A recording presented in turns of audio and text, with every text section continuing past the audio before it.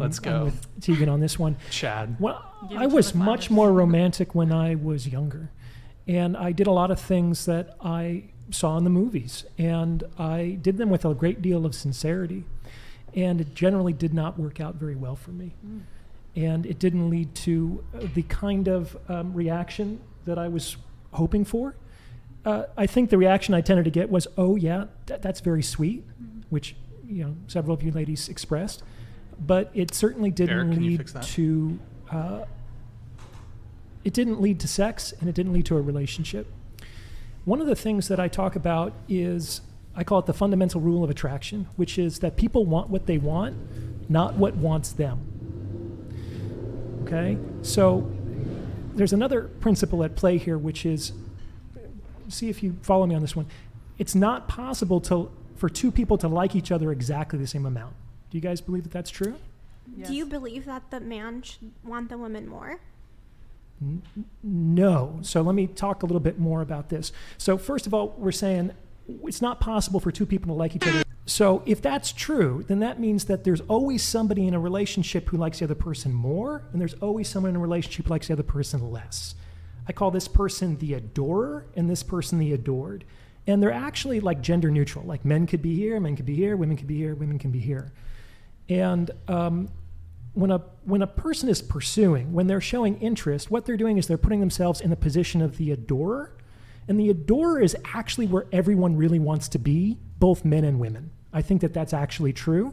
And that's because when you're in the position of the adorer, you get all of these feelings. You get to be with the one that you love.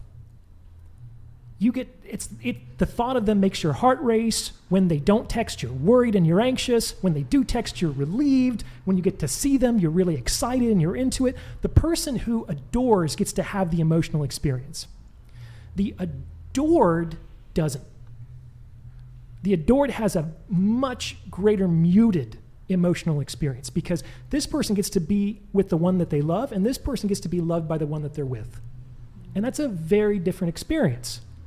Now, there are pros and cons to each. It's not actually better to be the adored or the adorer, though people generally have preferences one for the other.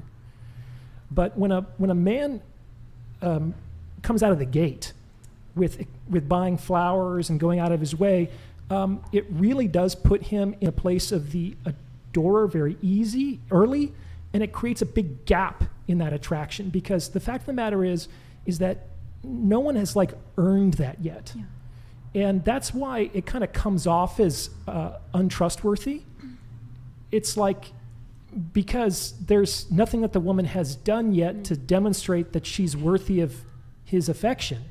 And so it comes off as, even though it's in this, as just kind of desirous of wanting to be liked, which isn't generally why we like people. We don't really like people who want to be liked. We don't respect people who want to be liked. And it's very hard for women to be attracted to men that they don't respect.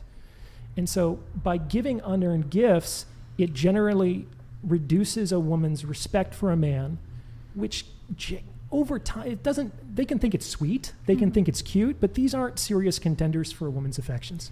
I completely agree. I think kind of what you just said, the woman hasn't really earned it yet. So if I just match with a guy off Hinge and he immediately brings me flowers without us even talking on the phone, I'm thinking he just wants to impress whoever's walking out that door. It has nothing to do with me. So the most recent time a guy bought me flowers was on a first date. I found it cringe. On the fourth date, he bought me a Brita filter and a water bottle, and I thought that was super romantic because I told him I'm super dehydrated because I never have drinking utensils, and that I found romantic. So it's not so much that women don't like gift giving; it's I think that they don't like impersonal gifts. Well, what I think you correct me if I'm wrong, what you really liked about that is that the guy was paying attention. Exactly. And it wasn't really that. It wasn't based off this idea of a movie of oh, girl, flower. That's true. And it wasn't that you really wanted a Brita. You probably could buy a Brita for yourself. It's that somebody was listening to you and demonstrated that with a small gesture. Yeah. Yeah. I think by definition, a gift is unearned. You don't deserve it, it's just given to you because out of their heart, they just want to give you something. I think part of it is, as modern women, we don't really appreciate flowers as much as women did a few decades ago.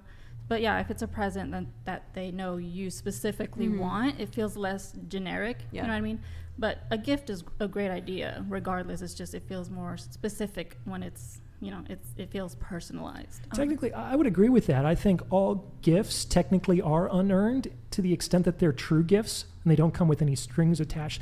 But it's interesting, you said, what did you say? You said something along the lines of no gift is, it'd be nice if he gave you a gift. Well, that's part of what I'm getting at is he doesn't really know who you are yet. And so what he's doing is he's going through a script, or he is projecting an idea of you that may or may not actually accord with who you are. And on some level, it feels as almost like he's trying to purchase your affection, which generally has the counterproductive effect of lowering attraction.